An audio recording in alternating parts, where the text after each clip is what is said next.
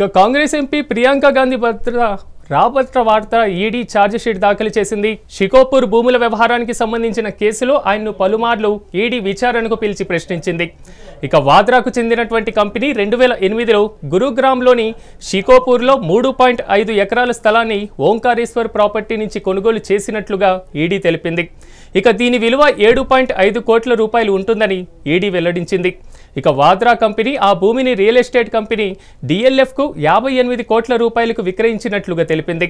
ఇక ఈ డీల్పై money laundering ఆరోపణలు వచ్చాయని ఈడీ వెల్లడించింది.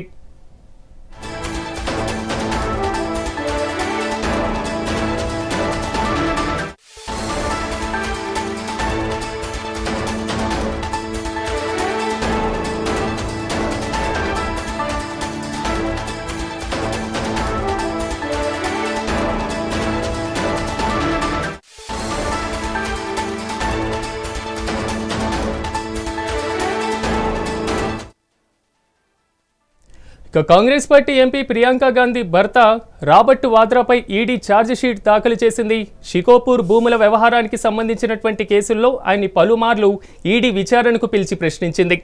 ఇక వాద్రాకు చెందినటువంటి కంపెనీ 2008లో గురుగ్రామ్లోని షికోపూర్లో 3.5 ఎకరాల స్థలాన్ని ఓంకారేశ్వర్ ప్రాపర్టీ నుంచి కొనుగోలు చేసినట్లుగా ఈడీ తెలిపింది.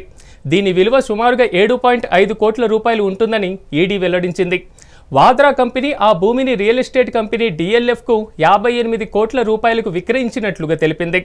ఇక డీల్పై మనీ లాండరింగ్ ఆరోపణలు వచ్చాయని ఈడీ వెల్లడించింది.